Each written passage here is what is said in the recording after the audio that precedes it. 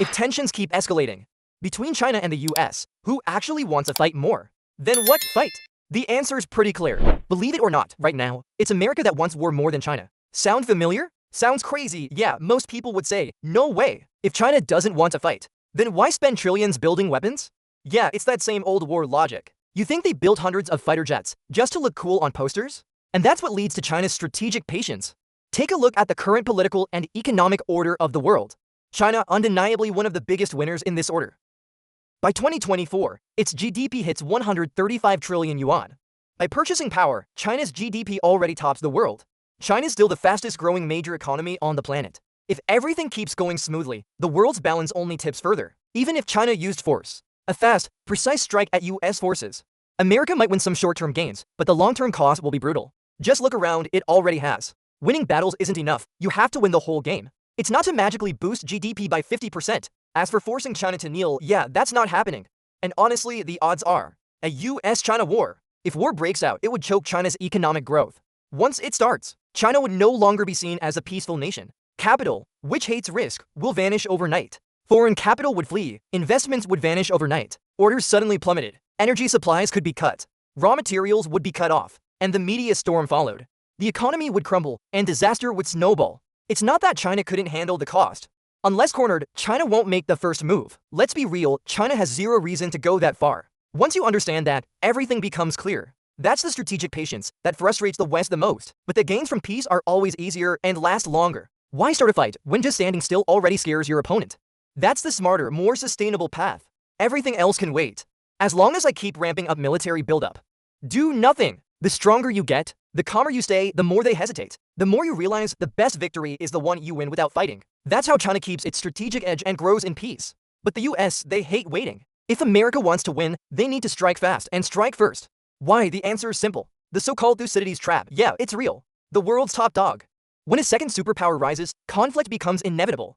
And in recent years, China's progress isn't slowing down. Just realized its rivals growing faster than ever. And the more time passes, the longer it drags on, the smaller America's odds get. In the military field, the stronger China gets. In 2024 alone, its Navy launched 150,000 tons of warships. The US Navy only managed to launch 60,000 tons of ships.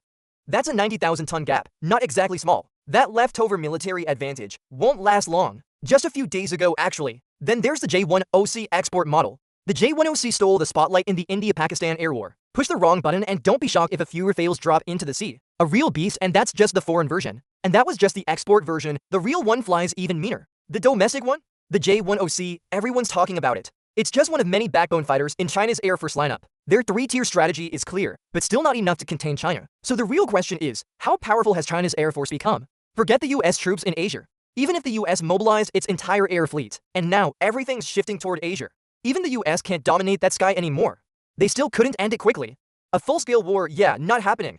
So what's left on the table for America? America, even dragging NATO into East Asia, won't stop China's rise. America's strategists have known that for years. Capitalize on the few advantages they've still got. So instead, they picked another move, stir up the neighbors, and push for proxy wars, so someone else bleeds for them. They want to replay the Russia-Ukraine bloodletting story, this time with China. Like the 2020 China-India border clash, remember that? Like Pelosi's visit to Taiwan in 2022. Long, dragged-out disputes that last for years. Or the Philippines stirring up the South China Sea for years.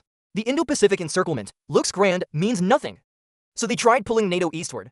Even dragging Australia and Canada into East Asia. All those moves. Yeah, every move had Washington's fingerprints all over it. If just one of these sparks goes off, a major war could ignite. Strategically speaking, have already achieved their purpose. Americans play their moves cleverly. But here's the irony.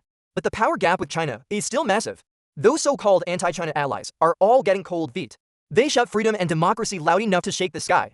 But when it's a real fight, big talk in public, but dead silent when it's action time. Honestly, it's not surprising at all. Only China. But even America won't provoke the monster it helped create. Stands as the real tiger in this game. So why would anyone else volunteer to be the first target? Except for India, the rest just echo from the sidelines. Sometimes a few loud slogans are enough to let America save face. Of course it is. Even their hardliners know what's at stake.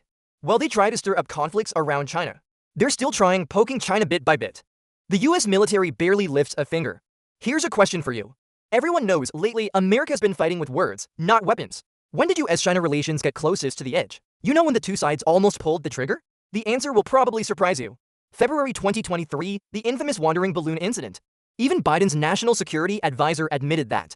Before leaving office, a top Chinese official once told U.S. media. Honestly, during his 4-year term. That was when the tension was razor sharp. Yep, that same wandering balloon incident again. People stayed up for nights, terrified that one tiny mistake could blow up the world. Even the Russia-Ukraine war isn't as dangerous as losing control between China and the US. Sullivan didn't look nervous at all. Everyone knew that balloon wasn't launched by China's government. But in America, there's always a pack of hawks, ready to toss gasoline on the fire. But the US screamed, it's Chinese espionage.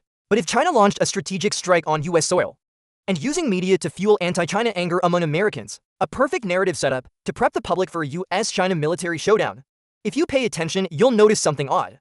And China, they hit back, hard. Similar stuff's happened more than once. Warning messages went straight to every citizen's phone. Those honor the troops texts would flood every phone. After that lost balloon saga, even the US government started sensing something was off. Beijing understood one thing.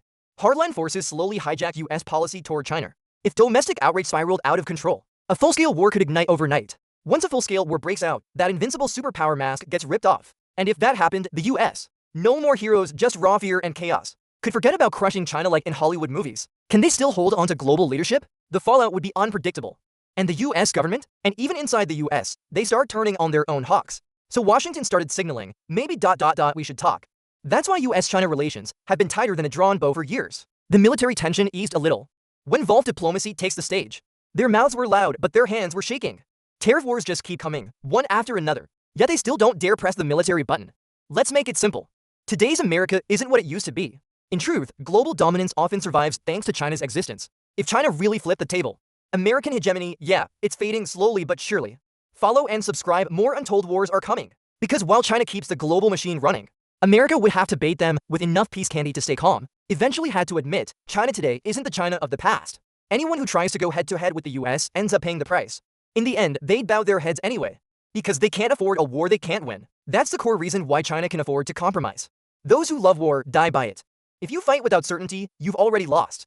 8 ancient words, still the most accurate prophecy of our time. In the great power game, China has become the unsolvable equation for Washington.